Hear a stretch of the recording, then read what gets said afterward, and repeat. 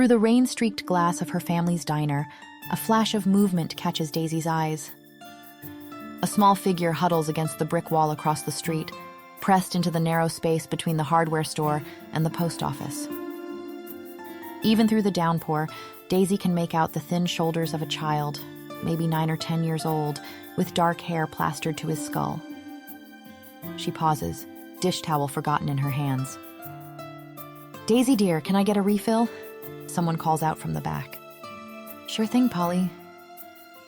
She doesn't turn, though, because through the window, the boy is staring directly at her. Their eyes meet across the empty street, and then, as if startled by being seen, the child melts back into the shadows. "Daisy!" Her stepmother's sharp voice makes her jump. "These tables won't clean themselves." "Yes, ma'am." But Daisy's attention keeps drifting to the window. When she looks again, the boy has moved to the mouth of the alley beside the diner, just standing there in the rain. The bell above the door chimes as Mr. Henderson, the town's retired postal worker, hurries in from the downpour. His usually neat appearance is disheveled, his eyes wide with something between concern and alarm. "Evening, Mr. Henderson," Daisy calls softly, already reaching for the coffee pot. "Rough night to be out." "There's a boy out there," he says, shaking rain from his jacket. "I tried to ask if he needed help getting home, but he..." Mr. Henderson pauses. "Well," he snarled at me. Daisy's hand stills on the coffee pot. Snarled? Like some kind of animal. Through the window, Daisy sees the small figure retreat deeper into the alley's shadows. Rain continues to pour down, turning the world into a cold, gray blur. The boy looks so small out there, so alone. "What are you even doing here on a Saturday night, Daisy?" Mr. Henderson asks. "Young girl like you should be out with friends. I hear all the kids are rushing to see that new Spielberg film, Back to the Present." "It's Back to the Future, Mr. Henderson." Daisy smiles, not paying him much attention. She can't afford going to the movies. She needs to work as many shifts as she can to pay her future college tuition. And most importantly, there's a child alone in the rain. She still sees him now, hovering nearby. "Pretty sure it's Back to the Present," Mr. Henderson is arguing. "You can't go back to the future, that doesn't make sense." "I'll be right back, Mr. Henderson," Daisy interrupts. Before her stepmother can notice, she slips out the back door into the rain. It immediately soaks through her uniform, but she presses on into the alley where the boy has retreated. He's crouched in the shadows now, and when she appears, his head snaps up. For a moment, she thinks he might bolt. His eyes are the strangest color amber, almost golden in the dim light, and there's a wildness about them that makes her understand why Mr. Henderson was spooked. But the boy is young, and surely if someone is scared, it's him. "Hey," she calls softly, staying several feet away. "You're getting soaked out here?" The boy watches her with the wary intensity of a cornered animal.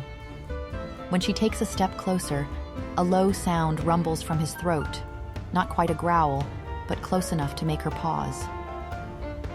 "It's okay," she whispers. She slowly gestures toward the diner's back door, warm light spilling out into the darkness. "You can come inside if you want. Get out of the rain." The boy's gaze flicks between her face and the open doorway. "I'll leave the door open," Daisy says quietly. "You don't have to be afraid." "Daisy Marie Miller!" Her stepmother's voice cracks like a whip from inside the diner. The boy flinches, and then he bolts. Chapter 1. The following night, Daisy hunches over her calculus textbook at a back booth of the empty diner, the numbers swimming before her tired eyes. "Studying again?" Brenda's voice drips with mock sympathy as she saunters past, purse already slung over her shoulder. "God, it's like so cute how hard you try." Daisy doesn't look up. "Going out again?" she asks. "Don't you have a shift tonight?" "Not anymore, I don't." Before Daisy can respond, the kitchen door swings open with a familiar creak. Her stepmother, Julia, appears with that tight smile that never reaches her eyes. Daisy, Brenda needs to leave early. Todd is taking her to that new place in the city. You'll cover her shift. But I have a test tomorrow and... The diner comes first. Julia cuts her off. Your father would have wanted it that way. The familiar ache blooms in Daisy's chest at the mention of her dad. 3 years gone, and sometimes it feels like yesterday she lost him. And besides, Daisy, her sister adds, you're like naturally meant for this place. Fine, Daisy says, closing her textbook. She needs the tips anyway. Every dollar brings her one step closer to escape. Brenda flashes a triumphant smile. Thanks, sis. Don't wait up. The bell above the door chimes as Brenda leaves, and Julia follows her daughter with her eyes, pride evident in her gaze. When she turns back to Daisy, that warmth vanishes. The ketchup bottles need refilling, she says, and don't think I didn't notice you gave Mr. Henderson a free cup yesterday. He's been coming here for 20 years. Your sentimentality is costing us money, Julia snaps, just like your father's did. Daisy bites her tongue and nods, knowing from experience that arguing only makes things worse. By 9 o'clock, only a few customers remain, mostly truckers passing through town. Daisy's feet ache, and calculus formulas still dance in her mind as she wipes down the counter. The bell above the door chimes. When Daisy looks up, the boy from the alley stands in the doorway, dripping rainwater onto the welcome mat. His blonde hair is still plastered to his head, clothes even more ragged in the diner's bright light, and his eyes dart around the room. Daisy frowns. His eyes are a piercing blue. She could have sworn they hadn't been yesterday outside, but perhaps a trick of the light? For a moment, nobody moves. Then, as if having made some internal decision, the boy slides into the farthest booth, back to the wall, eyes never leaving the door. Quickly, Daisy grabs a menu and a glass of water. As she approaches his booth, the boy's posture changes, shoulders squaring, chin lifting, as if preparing for a fight. Hi there, she says softly, placing the water before him. Can I get you anything to eat? The boy stares at her, expression unreadable. He doesn't reach for the menu, doesn't speak, just watches her. And there's something in his eyes, a hollowness, a distant grief, that she recognizes with painful clarity. It's the same look she'd seen in her own reflection in the hospital bathroom mirror after saying goodbye to her mother for the last time. It's the look of a child who has seen what no child should have to see, who has lost what no child should have to lose. Daisy fights back her tears. Okay, she says shakily, just the water then. Let me know if you change your mind. She turns to leave, but a soft sound makes her pause. When she looks back, the boy has pulled the glass closer, both hands wrapped around it like it might be taken away. Throughout her shift, Daisy watches him from the corner of her eye. He sits perfectly still, sipping water occasionally, watching other customers eat their meals with an intensity that makes her heart ache. When a family at a nearby table laughs over a stack of pancakes, something flickers across his face. Longing, maybe, quickly masked by that same proud defiance. Just before closing, the boy slides out of the booth and disappears into the night without a word. She can't shake the image of those hungry eyes watching others eat as she walks back home. Just in case, she calls the police in a hushed tone from the landline downstairs, praying it doesn't wake Julia or Brenda, to ask if there's been any reports of a missing 10-year-old boy. But there isn't. Who this boy is and what he is doing alone outside at night remains a mystery. Chapter 2. The next evening, the boy returns. The fluorescent lights catch the hollows beneath his cheekbones, the sharp angle of his collarbone visible beneath his threadbare t-shirt. At the booth directly across from him, the Martinez family celebrates their daughter's soccer victory with a feast, towering burgers dripping with cheese, golden French fries steaming in their basket. The boy's nostrils flare slightly, his throat working as he swallows and his knuckles turning white around his water glass. Yet when Daisy approaches with a menu, offering a gentle smile, he merely shakes his head. Pride keeps his spine straight, his chin lifted, even as his eyes betray him by lingering on every plate that passes. When he finally leaves, sliding out of the booth with that strange, careful grace, Daisy notices he's left his water glass bone dry, not a single drop wasted. By the third night, she can't stand it anymore. Daisy watches the boy from behind the counter, his gaze fixed on a family sharing a plate of pancakes, syrup glistening under the diner lights. His eyes track every bite with painful intensity, though his face remains carefully blank. The hollow of his throat works as he swallows repeatedly. Making a decision, Daisy pulls a ticket pad from her apron and scribbles an order. She walks to the kitchen window and clips it to the carousel. "Short stack with bacon for table 7, she says quietly to Chuck. The cook glances over his shoulder, then back to Daisy with a raised eyebrow. "Kid ordering now?" "No," Daisy says, fishing 3 crumpled bills from her tip pocket. "This one's on me." Chuck's weathered face softens. He waves away the money. "Put it back in your college fund, kid. This one's on the house." "Chuck, I can't let you—" "Your dad would have done the same," he says gruffly, already turning to the grill. When the bell rings minutes later, Daisy takes a deep breath before lifting the plate. The pancakes are golden brown, a perfect pat of butter melting on top, 3 strips of bacon arranged on the side, more food than she'd seen the boy eat in the 3 days she'd known him. She carries it to his table, heart pounding. "Here you go," she says, setting the plate before him. The boy stares at the food, then at her, suspicion sharpening his features. "Kitchen mistake," Daisy says, understanding washing over her. "We were going to throw these out, but it seems like such a waste. Would you mind?" Something shifts in his expression as his gaze drops to the pancakes, then back to her face, as if searching for the trap. Daisy doesn't push. She simply places a fork and knife beside the plate, wraps a napkin around them, and steps back. "Enjoy," she says, and walks away to give him privacy. From across the diner, she watches as he carefully, almost reverently, cuts into the pancakes. The first bite seems to surprise him. His blue eyes widen slightly, and for just a moment, he looks like what he is, a hungry child tasting something sweet.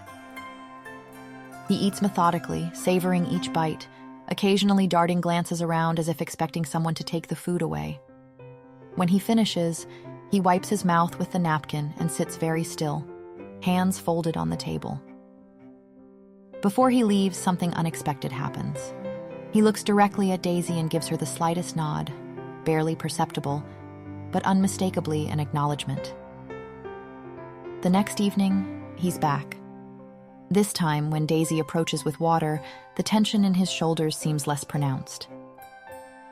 "Kitchen mistake," she says, placing a bowl of oatmeal with brown sugar and a side of toast before him. Such a shame to waste food. And so it begins. Each evening, Daisy orders a different meal, paying from her tip jar, and presents it as a fortunate accident. Eggs and bacon one night, a hamburger the next, soup the following evening. Her college fund grows a little more slowly, but she can't bring herself to care. A week into their strange ritual, during a quiet moment when the diner is nearly empty, Daisy slides into the booth across from him. The boy stiffens immediately, but doesn't bolt. "So," she says conversationally, as if they do this all the time, "do you have a name?" The boy watches her, something complicated happening behind those amber eyes. His lips part slightly, as if he wants to speak, but no sound emerges. "You don't have to tell me," Daisy says quickly. "I just thought, well, I could guess." The tension in his shoulders eases slightly. "Let's see." Daisy taps her chin thoughtfully. "You look like a Bartholomew." The boy's eyes widen, and his nose wrinkles in obvious disgust. Daisy bites back a smile. "No? Okay, how about Engelbert?" The look of absolute horror on his face makes her laugh out loud. "All right, definitely not Engelbert. Percival?" With each increasingly ridiculous name, the boy's expression grows more appalled. until finally the corner of his mouth twitches upwards. "I'll figure it out eventually," Daisy promises, standing up as a new customer enters. As she walks away, she catches a glimpse of something that might be amusement in his eyes. 2 weeks into their strange ritual, the boy is waiting at his usual booth when Daisy arrives for her shift. Tonight, before she can launch into her name-guessing game, he slides a folded napkin across the table. Puzzled, Daisy opens it. Written in careful, childish letters is a single word: Oliver. "Oliver?" she says softly, testing the name. The boy nods once, solemn. Daisy smiles, feeling as though she's been given something precious. "I'm Daisy." What she doesn't know, can't possibly know, is that across the street, hidden in shadows, a tall figure watches the diner. Watches the boy. Watches her kindness unfold, night after night. And waits. Chapter 3. Tonight, the diner is nearly empty. Thunder rumbles in the distance, and the fluorescent lights flicker momentarily. Daisy glances at the clock, 15 minutes until closing. "I'll take out the trash," she calls to Chuck, gathering the heavy bags from behind the counter. "Be careful out there," he replies. "Storm's getting worse." Daisy pushes through the back door into the alley and hurries to the dumpster when movement at the mouth of the alley catches her eye. Oliver stands on the sidewalk, his thin shoulders hunched against the rain. But he's not alone. A tall man looms over him, broad-shouldered and imposing even through the curtain of rain. His face is shadowed, but there's something predatory in his stance. He grips Oliver's arm, saying something Daisy can't hear over the storm. When Oliver pulls back, shaking his head violently, the man tightens his grip. Daisy rushes forward. "Hey!" she calls. "Let him go!" The man's head snaps up, and for an instant, Daisy could swear his eyes flash gold in the dim light. He yanks Oliver roughly, pulling him into the shadows between buildings. Daisy hesitates for only a second before following after them. She rounds the corner into a narrow service alley, darker than the main street and shielded somewhat from the rain by overhanging fire escapes. The man has Oliver backed against a brick wall looming over him. "Control yourself," he growls, his voice low and commanding. "You feel it building, don't you? The storm does that. You need to master it, or it will master you." Oliver's body is rigid, his breathing rapid. "Oliver?" Daisy calls, her voice shaking. "Are you okay?" The man whirls to face her, and this time there's no mistaking it. His eyes gleam gold in the darkness, inhuman and predatory. "This doesn't concern you," he says. "Leave." Daisy clenches her fists. "Let him go," she snaps, "or I'm calling the police." Behind the man, Oliver makes a strangled sound, part growl, part whimper. Daisy's eyes widen as she watches his small frame begin to convulse, his face contorting in what looks like pain. "Oliver," she exclaims, taking a step forward. The man curses. "Now you've done it." His control was already slipping. Oliver drops to his hands and knees, his body shuddering violently, and in the dim light of the alley, Daisy watches in horror and disbelief as his form begins to change. His body contorts, dark, sleek fur ripples across his skin. His face elongates, ears shifting upward to points. And then, where the boy had been, a wolf pup stands. Small but unmistakable, with the same amber eyes that have watched her across the diner for weeks. Daisy stumbles backward, her back hitting the opposite wall of the narrow alley. This can't be real. It can't be happening. The pup whines, taking a hesitant step toward her. "Oliver, stay," the man commands, and the pup freezes. Daisy opens her mouth, but no words come out. And then, "Daisy!" A sharp voice cuts through the rain. "Daisy Miller, where are you?" Julia's voice, coming from the direction of the diner. The man's head snaps toward the sound, then back to Daisy. "Go," the man says to her. "Act normal." Dazed, Daisy stumbles back toward the diner, emerging from the alley just as Julia rounds the corner, an umbrella clutched in her manicured hand. There you are. What are you doing out in this weather? I thought I saw something. Daisy manages, her voice faint. A cat, maybe. Julia rolls her eyes. Always wasting time on strays. Get inside before you catch pneumonia. I need to speak with you. Daisy follows her stepmother back into the diner, her mind reeling. A wolf. Oliver transformed into a wolf. Such things don't happen, can't happen. Yet she saw it with her own eyes. Inside, Chuck has already left through the front door, leaving them alone in the fluorescent-lit diner. Julia marches straight to the counter where Daisy's tip jar sits. This is what I wanted to discuss, Julia says, lifting the jar. Bills and coins collected over weeks of shifts catch the light. Daisy's college fund, growing cent by cent. Your sister tells me you've been feeding that boy who comes in, for free. Daisy begins, but Julia cuts her off. Don't bother denying it. Chuck confirmed it. She dumps the contents of the jar onto the counter with a harsh clatter of coins. Do you have any idea how disappointed your father would be? This money was for your future.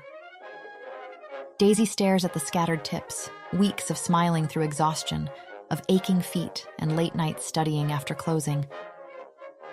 Dad left me money for college, she says quietly. He promised there would... Julia's laugh is brittle. Daisy, your father left barely enough to cover food for 6 months, let alone years of college tuition. She gestures to the money on the counter. This is what you have to rely on. And you've been wasting it on some stray boy? But the inheritance was mostly debt, Daisy. Julia sighs. And with Todd's tuition going up this semester, there's nothing left for you but your own tips. The reality sinks in like a stone. No inheritance, no college fund beyond what she can save herself. The bell above the door chimes, and Daisy's heart jumps into her throat. Oliver, human again, looking small and damp, steps into the diner, dressed in an oversized coat. Behind him, the tall man follows, his presence filling the space like a storm cloud. We're closed, Julia says sharply. The man ignores her, walking straight to Daisy. Up close, he's even more intimidating, over 6 feet tall, with the same amber eyes as Oliver, and a scar running along his jawline. My nephew and I would like a word with Miss Miller, he says. Julia draws herself up. As I said, we're closed, and Daisy is busy. The man reaches into his jacket and pulls out a wallet. He extracts several large bills and places them on the counter. For your trouble. We won't be long. Julia hesitates, eyeing the money. With a huff, she snatches it up. 5 minutes. She shoots Daisy a warning look before disappearing through the swinging door. As soon as Julia's gone, Oliver rushes to Daisy's side. Are you okay? Daisy asks him softly. Oliver nods, then glances back at the man with unmistakable wariness. I'm Nicholas Gray, the man says, his voice cold and precise. Oliver's uncle. What? Daisy struggles to form the question. What happened out there? In the alley? Nothing happened, Nicholas says, his golden eyes boring into hers. Nothing at all. But I saw... What you think you saw in a dimly lit alley during a storm? He cuts her off. Doesn't matter much. Oliver's face hardens. He steps slightly in front of Daisy, as if shielding her from his uncle. You saw nothing, Nicholas continues, turning back to Daisy. And even if you thought you did, who would believe you? Daisy feels a chill run down her spine despite the diner's warmth. I just saw you dragging a child into an alley, she says, her voice steadier than she feels. That's concerning enough. Nicholas studies her for a moment, then changes tactics. I'm Oliver's legal guardian now that his parents are gone, he explains. And he will be coming with me. He belongs with his family. He reaches into his jacket and pulls out a checkbook. Now, about what you saw, or rather, didn't see. He writes rapidly, tears out a check, and slides it across the counter. This should help your college situation. Daisy glances down and nearly gasps. The amount is more than she could save in 5 years of tips. Her eyes find Oliver's. I don't want your money, she tells his uncle, pushing the check back across the counter. Don't be foolish, Nicholas says. This could solve your problems. Daisy looks at the check again. For a moment, temptation flickers through her. But then she meets Oliver's gaze, sees the trust and admiration in his eyes, and knows she can't take it. What I did for Oliver wasn't a transaction, she says firmly. It was the right thing to do. I won't take payment for that. Nicholas' jaw tightens. This is absurd, he mutters. Take the money, kid. Get yourself out of here. No, Daisy says simply, pushing the check firmly back toward him. This isn't worth a few fries and milkshakes, which is all I gave Oliver. A small hand reaches for hers and Daisy squeezes it lightly as Oliver's uncle pockets the check with a shake of his head. You're either the most principled or the most foolish human I've ever met, he says. Perhaps both. Oliver's small jaw sets stubbornly. He moves closer to Daisy as if seeking protection. Your uncle is right, Daisy says softly, kneeling to meet his eyes. You should be with your family. Oliver's pouts. He gestures around the diner, then points to her. I know, she whispers. I'll miss you too. But this isn't where you belong. Oliver's expression crumples. He reaches for her hand, holds it in both of his smaller ones. He will write to you, Nicholas says unexpectedly.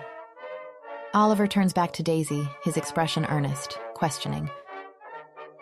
I'd like that, Daisy says, her own eyes stinging with unshed tears. For the first time since she's known him, Oliver's face breaks into a true smile. Small, but real. Then, without warning, he throws his arms around her neck. It's time, Nicholas says quietly. Oliver pulls away reluctantly. He steps back to his uncle's side, but his eyes remain fixed on Daisy.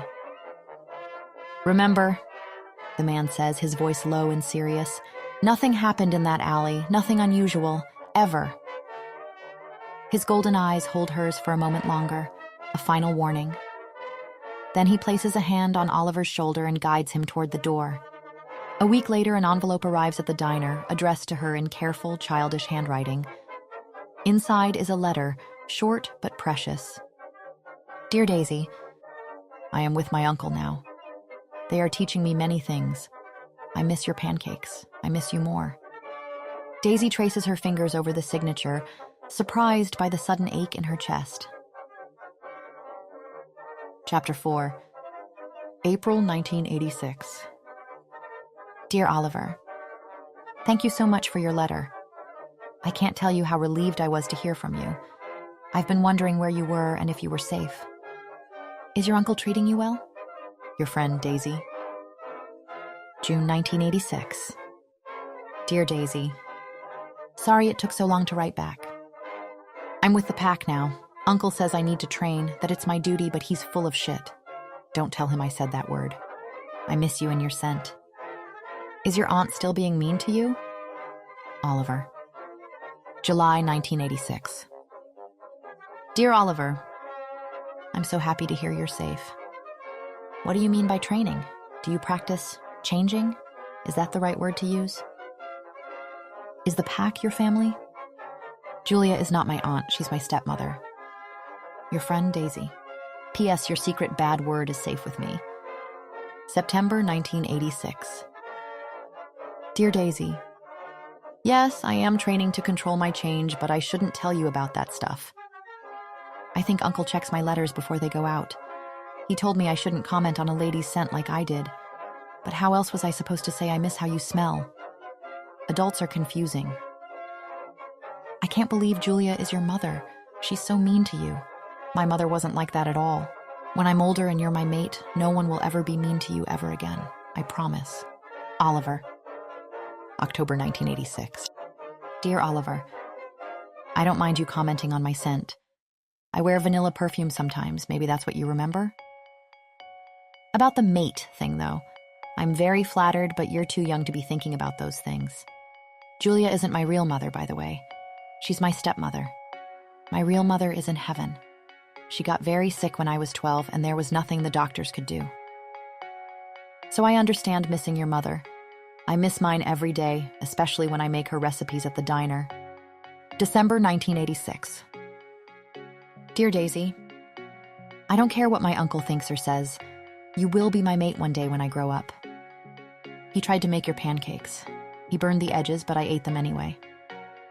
He's not so bad. I dreamed of the night my parents died 2 days ago, and Uncle had to sit with me until morning. I didn't cry, though. Uncle says alphas have to be strong, and I'm meant to become alpha. Oliver. February 1987. Dear Oliver, it's okay to cry, you know. When my mom died, I cried a lot. When my dad died, too. You're only 11, you don't have to be strong all the time. Daisy. P.S. What's an alpha? September 1988. Daisy, did you get your acceptance letter yet? Fingers crossed, but they'd be fools not to accept you. You're brilliant. Love, Oliver. October 1988. Ollie, I got in. Classes start in January. I'm so excited I can hardly sleep. I don't have enough saved for full-time study yet, but the bank is giving me a small loan to help. Daisy. April 1990. Dear Daisy, how did your finals go this semester? Are you still studying business? There's a new girl here named Maya. Uncle thinks I should be friends with her, but I don't want to. Love, Oliver. May 1990. Hey, Ollie. Finals went well, thank you. I managed all A's and 1 B+ in statistics. David helped me study for that one. He's much better with numbers than I am. How are things with Maya? Sometimes new friendships can surprise you. Daisy. June 1990. Who's David? You never mentioned him before. Maya asks too many questions about my parents. Love, Oliver. July 1990. Happy birthday, Ollie. Did you get my surprise? I sent it directly to your uncle. About Maya, sometimes the people who annoy us most end up becoming important to us. Maybe give her a chance. Your friend, Daisy. August 1990. You didn't answer my question. Who is David? September 1990. Hi, Ollie. If you must know, David is my boyfriend. We met in my accounting class last semester. How is your training going? Daisy. November 1990. Dear Ollie, is everything okay? You haven't answered my last letter yet. I guess you must be busy. The leaves are changing here, and it reminds me of the autumn when we first met. Hard to believe that was 5 years ago. Your friend, Daisy. December 1990. Ollie, it's been 4 months since I received a proper letter from you. Has something happened? Daisy. January 1991. Dear Oliver, did I do something wrong? Are you upset with me? I miss your letters. Your friend, Daisy. March 1991. Daisy, you must know how I feel about you. You've always known. How could you let me know you're somebody else's and not expect it to tear me up inside? I don't want your letters if you're going to be with someone else. March 1991. Ollie, is that why you haven't been writing? Because of David? You're only 15. What you're feeling is a crush, something you will grow out of, nothing more. You matter to me, Ollie. When you didn't write for months, it hurt me. Please don't do that again. Daisy. May 1991. Dear Oliver, I understand if you don't want to be friends. Daisy. November 1991. My Daisy, I'm sorry. I didn't mean it when I said I didn't want your letters. I tried to forget you, but I miss you too much. I'd rather be your friend than nothing to you at all. You're too important to me. Your scent has been fading from your last letter, and I miss it. I miss you. Forgive me? December 1991. Oliver? You don't have to send me a new gift every day until Christmas. It's too much. I miss you too. I hope you enjoy these gingerbread cookies. I made them myself. Your Daisy. April 1993. Ollie, I quit that terrible job. You would have been proud of me. I finally stood up to that jerk of a boss when he tried to make me close alone again. The look on his face was priceless. David took me to meet his parents last weekend. It's getting pretty serious. You're Daisy. May 1993. Daisy, I'm not sure I like the idea of you meeting his parents. You barely know him. Maya says I should be happy for you. I'm trying. But the wolf doesn't like it. Oliver. June 1993.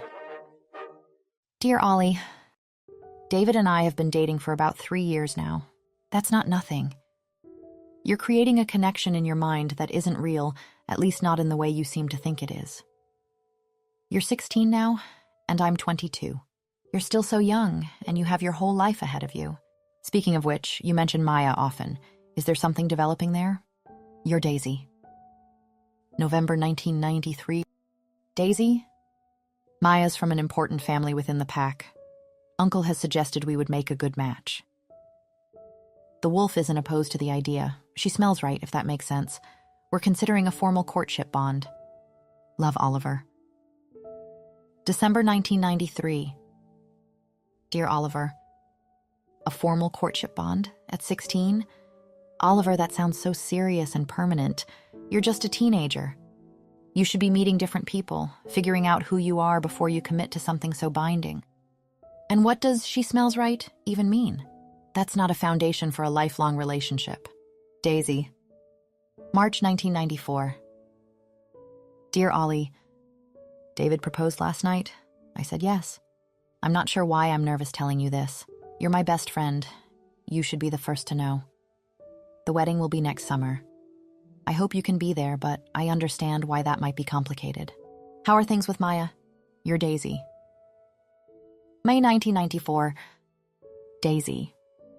Congratulations on your engagement. I've been busy with pack matters. Uncle has been delegating more responsibilities to me as preparation for when I become alpha. Maya and I have formalized our courtship bond. It's the first step toward a permanent mating. Uncle is pleased with the alliance. Our bloodlines are compatible. Our wolves accept each other. It's enough. Though I dream of you still. Oliver. June 1994. Ollie, I'm concerned about you. This formal courtship sounds so wrong to me. Our bloodlines are compatible? Our wolves accept each other? Where is the joy, the passion, the excitement? You're 17, Oliver. This isn't the Middle Ages. You don't need to make political alliances through marriage. I'm sorry if this sounds harsh, but I just want you to be happy. You're Daisy. August 1994. Daisy, what would you have me do? Pine forever for a human woman who's marrying another man? The wolf may be stubborn, but even it understands when a chase is futile. I'm learning to live with the knowledge that you'll never be mine. October 1994. Dear Ollie, the wedding is set for June 15th next year. Save the date, even if you can't be there in person. I'll be thinking of you. Please don't speak of pining for me. I only want you to find someone who lights a fire in your soul, not someone who merely smells right or has the correct bloodline. You're Daisy. December 1994. Daisy, you still don't understand. What the wolf feels for you isn't something I chose or can simply dismiss. It's primal, instinctual, bone deep. When you fed that starving pup, something fundamental shifted. The wolf recognized something in you. Strength, compassion, a kindred spirit. It doesn't understand weddings or age differences or the boundaries of friendship. I've enclosed a small Christmas gift. It's a silver pendant with our pack symbol. Wearing it would mark you as under our protection. The wolf will rest easier knowing you have it. Love, Oliver. February 1995. Dear Oliver, the pendant is beautiful. I haven't taken it off since I received it. Wedding planning continues to be a nightmare. I've compromised on the guest count, but I put my foot down about the location. You're Daisy. April 1995. Daisy, you speak of passion and joy as if they're birthrights. For some of us, duty comes first. Always. And yet, I know how you dot your I's with little circles when you're happy. How your letters slant more when you're writing in a hurry. How you press harder with the pen when you're angry or passionate about something. The day your wedding invitation arrived, I ran for hours through the forest, until my paws bled and my lungs burned. Still, I couldn't outrun the truth. You're choosing him, not me. I won't attend. I can't. The wolf wouldn't allow it. Love, Oliver. June 1995. Dear Oliver, your last letter troubled me deeply. I understand why you can't attend the wedding. I do. But part of me will be looking for you anyway. Your Daisy. December 1995. My Daisy. I can't do this anymore. For years, I've tried to be your friend, to respect your choices, to cage a beast that lives only for you. But with each step you take toward a life with him, something in me fractures. I keep your letters in a wooden box under my bed. Sometimes when I can't sleep, I reread them all, in order. 10 years of Daisy Miller. I know every word, every crease in the paper, every place where your pen pressed harder on the page. The truth is, I have loved you since I was 10 years old. The boy loved your kindness. The teenager loved your wisdom. The man loves all that you are, your strength, your compassion, your quiet determination. But you've chosen your path and it doesn't include me. So I release you. I set free this impossible, beautiful, agonizing connection that has defined me for so long. I free the wolf to find another, if such a thing is even possible. Be happy, Daisy. Live the life you've chosen with your whole heart. I won't write again.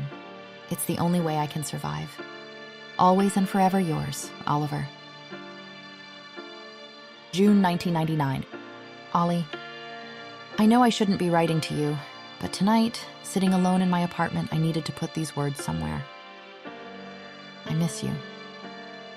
3 years of silence, and I still find myself checking the mail with a flutter of hope when I get home. I didn't get married, Oliver. David had been cheating on me with Brenda, of all people, my stepsister. They'd been seeing each other for months, apparently. Everyone knew but me. I'm okay now, mostly. I pick up weekend shifts at the diner sometimes just to make extra payments. That student loan, you know? Sometimes I touch the pendant you gave me and wonder where you are and if you're happy with Maya. I hope you know that somewhere a waitress who once fed the hungry child you were still thinks of you. I'll never send this letter, but writing it has helped. Always yours, Daisy. Chapter 5. 3 years later, Daisy bursts into the hotel's locker room, out of breath and flushed. Where have you been? Lisa appears in the doorway, arms crossed. It started almost an hour ago, and the wedding planner's a royal pain in the... She stops, eyeing Daisy. What's wrong? Nothing, Daisy mutters, fumbling with the buttons of her uniform. Lisa raises an eyebrow. Sounds like something. Daisy's hands still for a moment. She's done it, she sighs. The diner's up for sale. What? Lisa's eyes widen. You're a wicked stepmother, I swear. Can't you sue? Take this to court? Daisy shrugs, straightening her blazer. My father left it to her. She's allowed to sell it. The thought of the sign bearing her mother's name being taken down, of all the photos of her parents being thrown away, makes her throat tighten. Couldn't you buy it? Lisa asks as they hurry out of the locker room. With what money? Daisy scoffs. With my student loans, I haven't had the chance to save much of anything. They emerge into the reception area where a woman with severe glasses is gesticulating wildly, pointing people in different directions. That must be Joy, then? Daisy asks. Only the wedding planner to the most important wedding of the century, Lisa confirms. Daisy approaches the woman, professional smile in place. Ms. Harrington, I'm Daisy Miller, the restaurant manager. How can I be of service? You could have been of service an hour ago, Ms. Miller.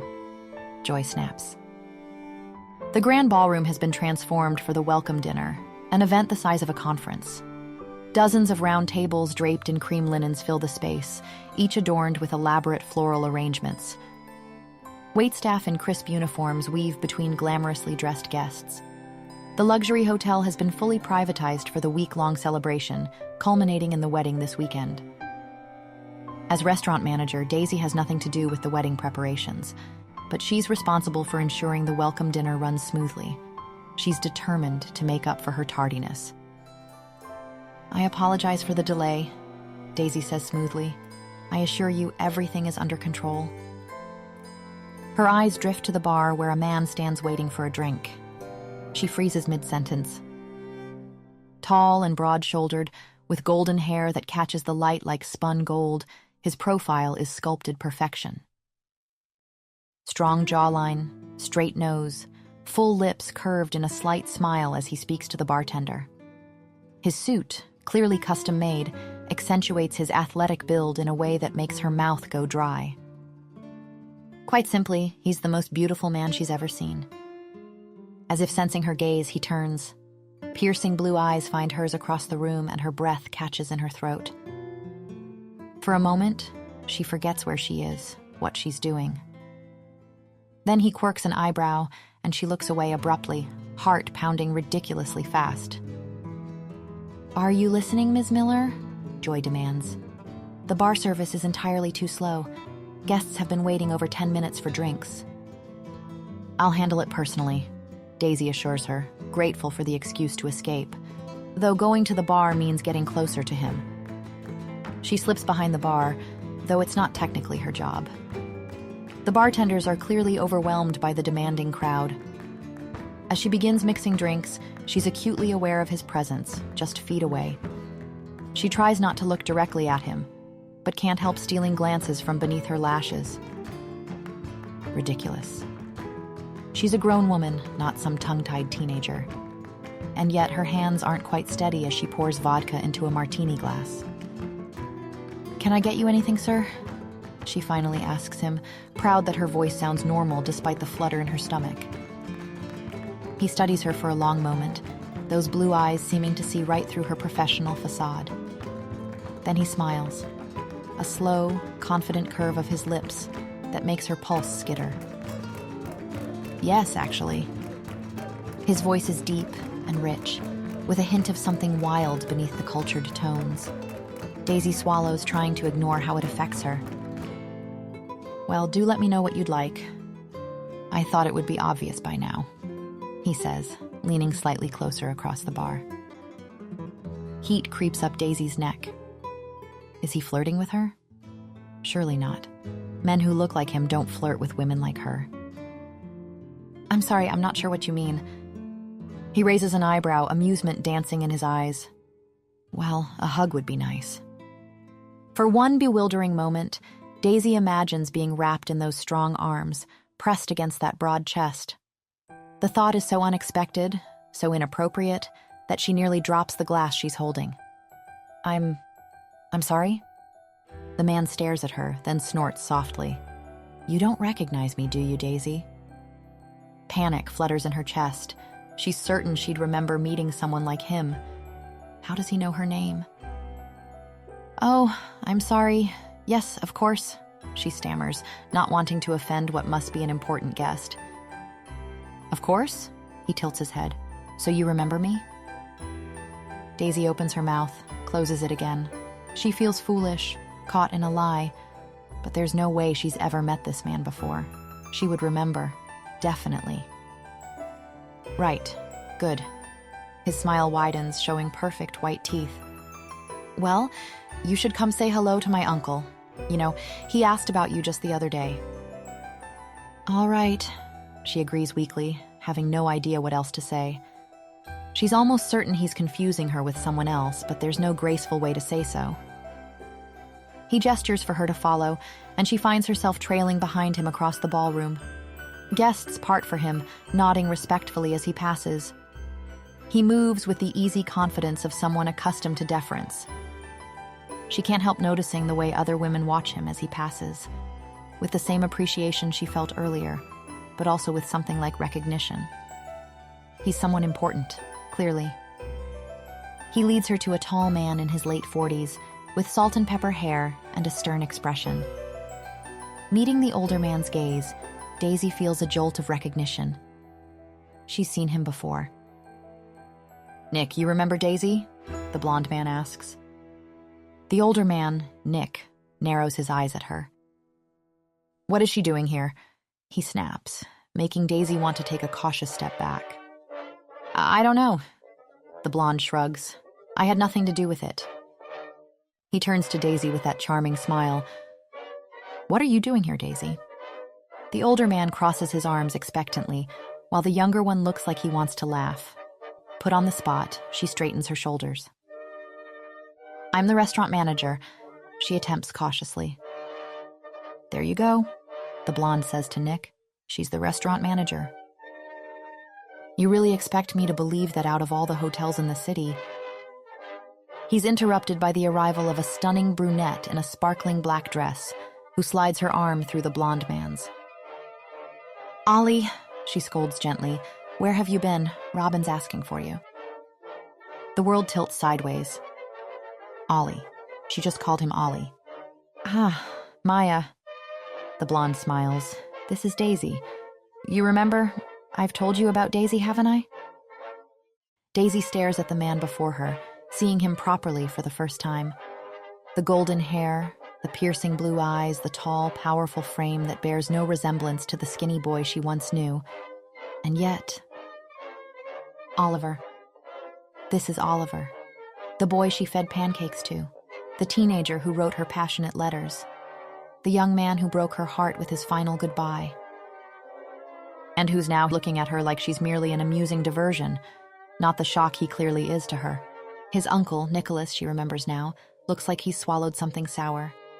And Maya, like a supermodel princess in her designer dress.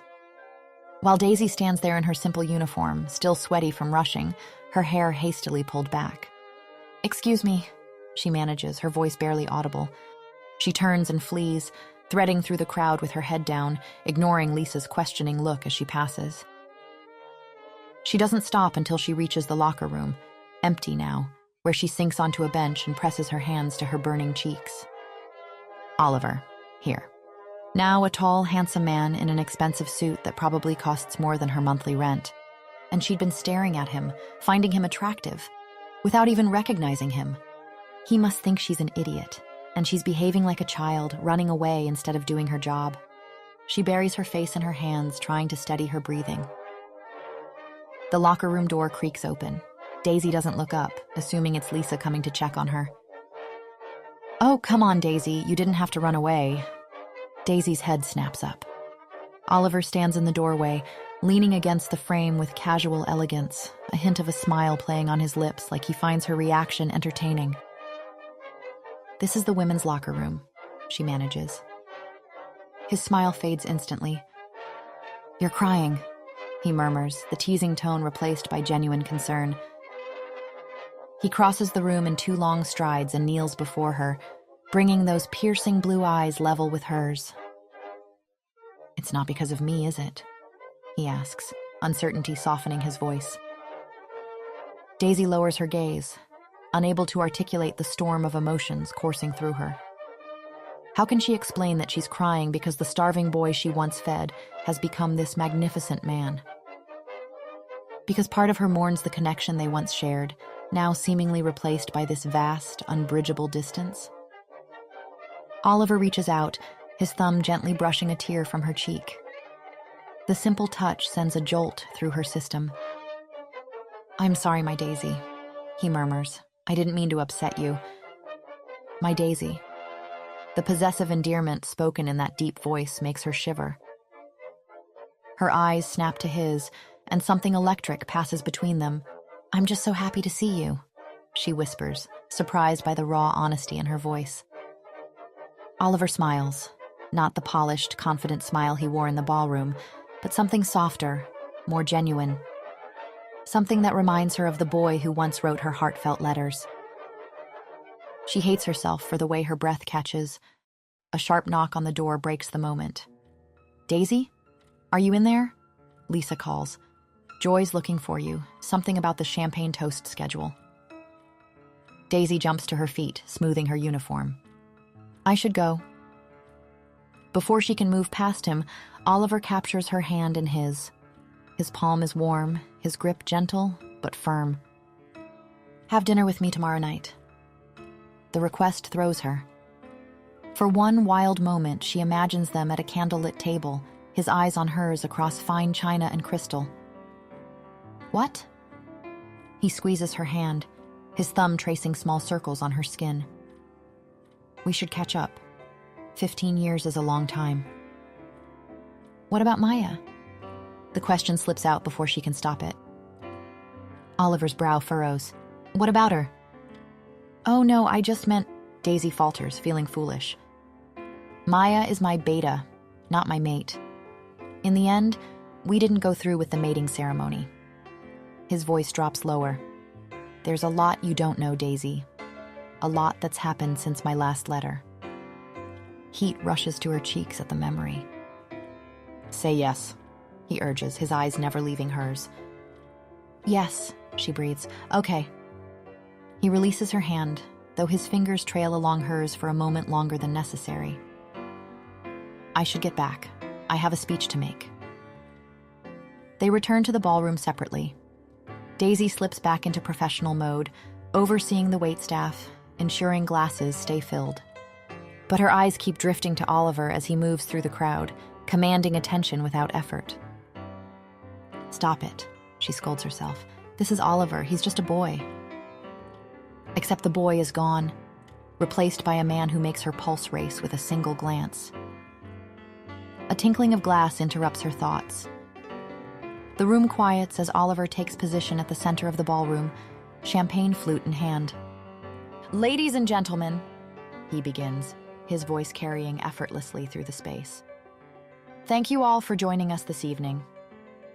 Oliver extends his hand, and a slender woman with auburn hair and aristocratic features steps forward. My fiancé and I, Oliver announces, his arm sliding around her waist, are very happy you could make it. The room erupts in applause as Daisy stands frozen, champagne bottle still in hand. Oliver is getting married. Oliver is the groom, and she just agreed to have dinner with him tomorrow night. Chapter 6. On Daisy's last shift at the diner, only 2 customers remain. She wipes down the counter for the 3rd time. Her thoughts are a jumbled mess. She could have been having dinner with Oliver right now. But last night, after learning he was getting married, she'd fled home and found herself rereading all of his letters, blushing at his declarations of love, at him calling her his mate while imagining the man he'd become, whispering these very words. Her shameful thoughts, juxtaposed with the image of him standing beside his beautiful fiancé, had been too much. So instead, she's here, working her shift at her father's diner, soon to be someone else's diner. Julia had finalized the sale paperwork this morning. She can't bear to sit across from him, pretending to be just an old friend while her heart tried to reconcile the boy she'd known with the powerful man he'd become. The door chimes behind Daisy's last clients, and she's left alone in the empty diner. Except she isn't. Not exactly. Because right outside stands a tall figure on the sidewalk, rain plastering his golden hair to his head, soaking through what appears to be a very expensive suit. Oliver's eyes meet hers through the glass, just as they did that first night when he'd been a boy. But this time, there's no wariness in his gaze, only intensity and hurt. One moment, Daisy can't move. The next, she's crossing the diner, unlocking the door. You didn't show, Oliver says, rain dripping from his jaw. He's so beautiful it hurts to look at him. Come here, she manages. You're soaked. Water pools at his feet as he stands there, looking out of place among the worn vinyl booths and chipped formica tables. Your booth is still free, she says, gesturing to the corner where he used to sit. It's a weak attempt at humor, but the corner of his mouth quirks upward nonetheless. Daisy brings him coffee without asking, setting it before him in a thick white mug. Why didn't you come? Oliver asks. Something came up, she lies, not meeting his eyes. You're lying, he says, not unkindly. Your heart rate changes when you lie. Heat creeps up her neck. Of course, he's a wolf. She forgets sometimes what he is. I'm sorry, she blurts out more genuinely this time, but you're getting married. One golden eyebrow rises. And, Oliver drawls. Daisy stares at him, confused for a moment before she realizes her mistake. He'd just wanted to have dinner with an old friend, and meanwhile Shame washes over her. She's been making it weird, reading too much into his invitation because of her new, very inappropriate attraction to him. Meanwhile, of course, Oliver wouldn't be pursuing her, now that he's grown and engaged. I'm sorry, she says again, meaning it. Wait here. She retreats to the kitchen, leaning against the cool stainless steel counter for a moment to collect herself. Then she pulls out flour, eggs, buttermilk. When she returns to the dining area, Oliver's eyes widen slightly. Kitchen mistake, she whispers, sliding the plate of blueberry pancakes in front of him. His answering smile is dazzling. It does all kind of things to Daisy's poor heart. Though, not nearly as much as the expression of pure bliss that crosses his features after he takes his first bite, eyes closing briefly. Good? Daisy nearly chokes, throat tight. She should go back to wiping down tables, finish closing up. Instead, she slides into the booth across from him. I missed you, Oliver admits quietly, after the letters stopped. He pushes the plate slightly toward her, an invitation. The simple act of sharing food with him again after so many years feels strangely intimate. Tell me about your life, my Daisy. And somehow, she does. And as she speaks, the years between them seem to melt away. He listens with the same intensity he always had, asking questions that show he remembers every detail she ever shared in her letters. And now the diner's being sold, she finishes, gesturing around them. This is probably one of my last shifts here. Oliver's expression darkens. Why is your stepmother selling it? She says it's been losing money for years. Maybe she's right. But it's the last piece of your parents you have left, Oliver observes, making Daisy sigh. Yeah, I know. My mother's name is still on the sign. My father's recipes are still in the kitchen. Oliver reaches across the table, his fingers brushing against hers. I'm sorry, Daisy. Somehow during their conversation, they've shifted closer, and now her knee presses against his under the table. You never told me what happened to your parents, she says softly. For a second, Oliver's eyes shine gold. They were killed, he says calmly, in front of me. The calm, almost detached way he says this makes Daisy recoil. Oliver, she murmurs, tears welling in her eyes.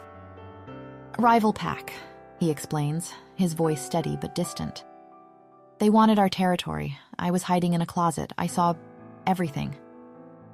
Daisy reaches for his hand without thinking, squeezing it tight. That's why I couldn't speak when we met. Oliver's jaw tightens. The words were trapped inside me, but writing to you. It helped, he confesses, his thumb tracing circles on her palm. Having someone who didn't try to force me to talk, it helped more than you know, Daisy. You were so thin, she remembers, so quiet. You were in shock. I was feral, Oliver corrects. My wolf took over completely. It didn't trust anyone, didn't want to be found, but you... His eyes meet hers, soft with memory. You made me feel safe. The distance between them has somehow disappeared. They're sitting side by side now, their shoulders touching, heads bent close together. You kept the pendant, Oliver murmurs, his fingers brushing against the silver wolf emblem. Then they brush against the skin of her throat and... I never take it off, Daisy admits, meeting his gaze shyly. Oliver's gaze drops to her lips, then back to her eyes. A silent question until the question answers itself. The first brush of his lips against hers is achingly gentle, a whisper of contact that nonetheless sends heat coursing through her veins. His hand comes up to cradle her face, thumb stroking along her cheekbone. Daisy, he breathes against her mouth. And then something breaks between them. His hands tangle in her hair, pulling it free from its bun. Hers grip his shoulders, feeling the strength coiled beneath expensive fabric.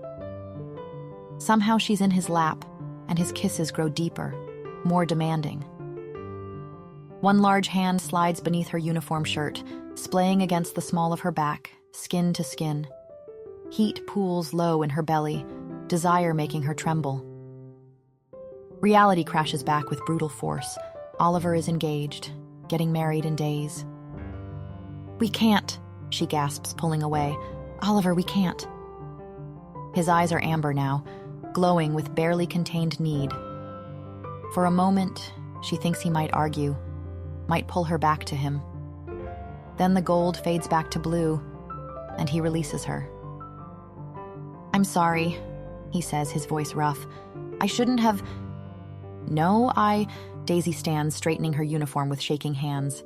"It was me too." An awkward silence falls between them, the easy connection of moments ago replaced by tension and regret. Oliver rises, towering over her in the small space. "I should go." Daisy nods, not trusting herself to speak. He moves toward the door, then pauses, looking back at her with an expression she can't quite read. "Goodbye, Daisy." The finality in his tone makes her heart clench. Chapter 7. 3 days since the kiss. 3 days of replaying the moment in her mind, the heat of his mouth, the strength of his arms, and 3 days of silence. Daisy moves through her shift at the hotel on autopilot, smiling professionally at guests while her thoughts remain firmly anchored in a small diner on a rainy night. Someone clears their throat behind her.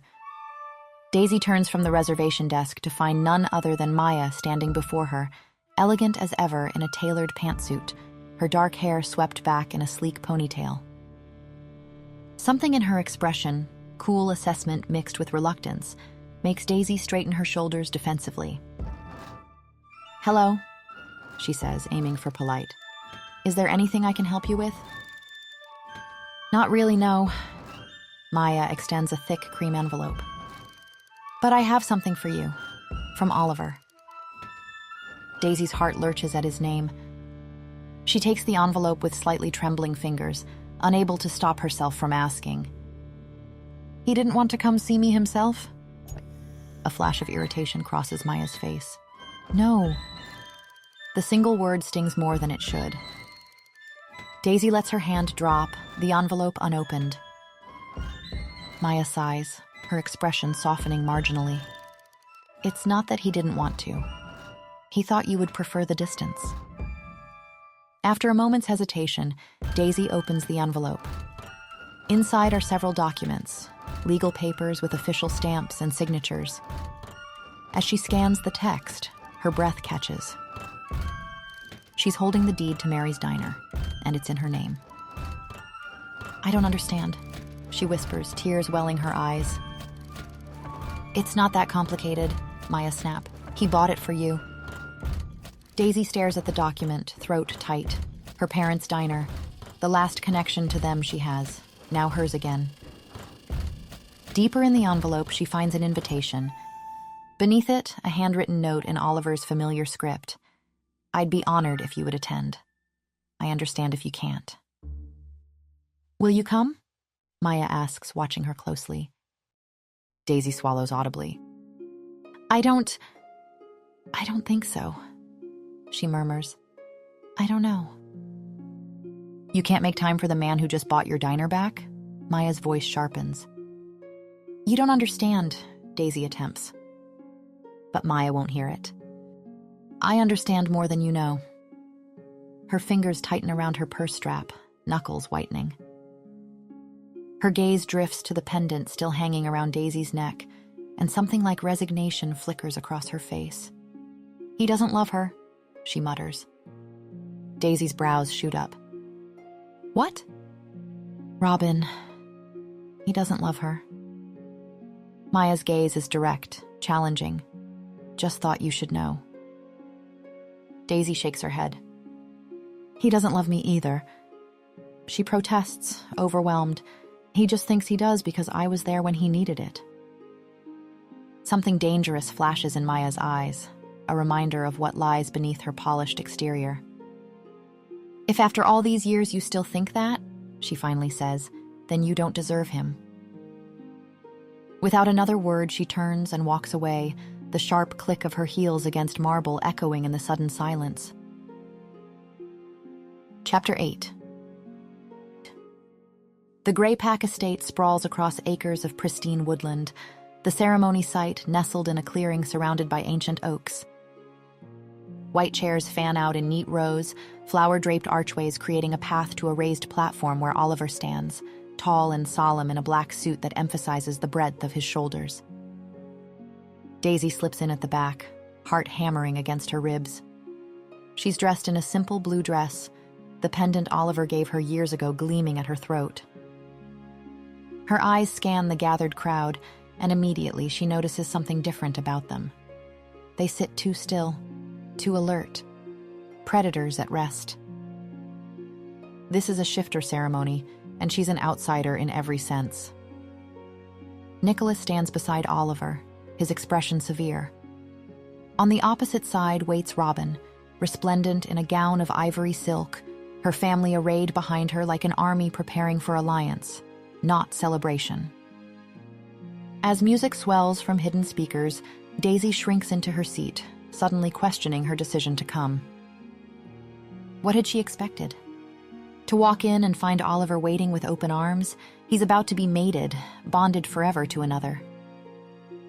The officiant, an elderly woman with silver hair and knowing eyes, steps forward. Her voice carries across the clearing without effort. We gather today to witness the bonding of two ancient bloodlines, she intones. A union that strengthens not just the Greypack, but all shifter kind. Daisy watches Oliver's face, handsome, stoic, distant. His eyes sweep the crowd once more, searching, before settling into a mask of duty. The bond between mates is sacred, the officiant continues. A joining not just of bodies and packs, but of souls. Something in her words makes Daisy sit straighter. She thinks of Oliver's letters, of his description of soul bonds, rare and powerful, like having one soul in two bodies. Robin steps forward to speak her vows, her voice clear and confident. I come to you, Oliver Grey, offering the strength of my bloodline, the loyalty of my pack, the honor of my name. I vow to stand beside you as we lead our united packs into prosperity. Daisy frowns. That's it? These are her vows? Not a word about love, not a mention of desire or devotion or dreams shared. Nothing about Oliver's sense of humor or his penchant for mystery novels. This is a business transaction dressed in ceremonial language. Oliver steps forward, his expression solemn as stone. I, Oliver Grey, accept your offering and return it with my own. I vow to... Daisy stands abruptly. She hadn't meant to. Her body seems to move of its own accord, propelled by a sudden, overwhelming certainty that this is wrong. The movement catches Oliver's eye mid-sentence. His words falter, then stop entirely as their gazes lock across the clearing. His expression transforms in an instant, the mask of duty cracking to reveal such naked hope, such raw longing, that a collective gasp rises from the assembly. Is there a problem? The officiant asks sharply. Daisy hadn't planned to speak, hadn't planned to do anything but witness. But Oliver is still looking at her like she's the answer to a question he's been asking his entire life, and the words tumble out before she can stop them. Don't, she says, her voice carrying in the sudden silence. Don't do it. You don't love her. Murmurs ripple through the crowd, swelling into exclamations of shock and outrage. Nicholas's face darkens with fury. Daisy, Oliver says, her name alone silencing the crowd. We talked about this before. She knows what he means. Her letters, years ago, urging him not to commit to Maya without love. And I stand by what I said, Daisy replies, clenching her fists to stop their trembling. You can't commit your soul for duty. It's not right. Oliver's jaw tightens. What else am I supposed to do? His voice holds an edge of bitterness. I can't marry for love, Daisy. She opens her mouth to protest, but he continues. I can't because the woman I love belongs to someone else, and I will never love another. The crowd erupts into chaos at this declaration. Shifters leap to their feet, voices raised in shock and confusion. Nicholas drops his head into his hands, a picture of exasperation. Oh, Daisy whispers, the single syllable lost in the cacophony. Oliver stands rigid on the platform, his eyes never leaving her face despite the pandemonium surrounding them. And if she didn't? Daisy says, the words barely audible even to her own ears. The officiant waves her hands frantically. Please, everyone, calm yourselves. This is a sacred... Silence! Oliver roars, his voice carrying a note of command that cannot be ignored. The clearing falls instantly, unnaturally quiet. Every shifter freezes in place, responding instinctively to the Alpha's order. In the ringing silence, Oliver looks at Daisy expectantly, something vulnerable flickering beneath his commanding presence. She stands frozen, her cheeks burning as every eye turns to her. The officiant clears her throat. Miss, nobody heard you. Speak now or forever be silent. Daisy takes a deep breath. What if she didn't? She repeats, louder this time. Belong to another, I mean. Oliver's brow furrows. What? I didn't marry David. The words come out in a rush. I never did. From somewhere in the crowd, someone gasps, then asks, Wait, who's David? Oliver doesn't seem to hear. His expression softens, hope blooming across his features like the first light of dawn. You didn't? Daisy shakes her head. No. I really think you should reconsider, she continues, her voice gaining strength. Marrying for love, I mean. I want that for you, Oliver. She swallows hard, then adds, and preferably with me, if you'll have me, because I've come to quite enjoy being your Daisy, and I really would like being yours again. The clearing explodes into chaos once more, shouting, questions, exclamations of disbelief. Oliver's eyes briefly snap away from Daisy's face, whose stomach drops at the sight. But then she sees him sending his fiancée an apologetic look, which makes the latter roll her eyes.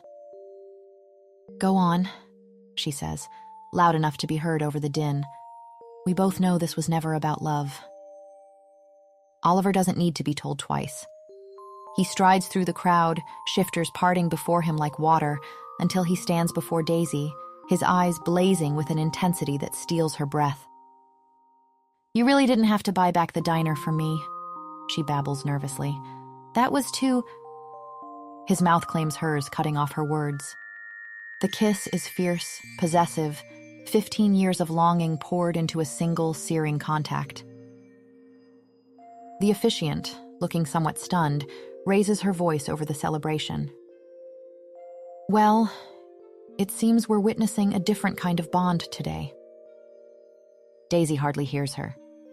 All she knows is Oliver's arms around her, his heartbeat strong against her palm, and the certainty that after 15 years of letters and longing, they've finally found their way back to one another. Thank you for listening to The Alpha's Pen Pal by Lily Robert. What did you think of the visuals in this one? I'm testing a new video editor, and because tomorrow's my birthday, I've got a little gift for you to celebrate. A free bonus chapter for this story, available right now on my Patreon. It's free for everyone, and it'll stay free all month. Don't miss it. Check the link in the description.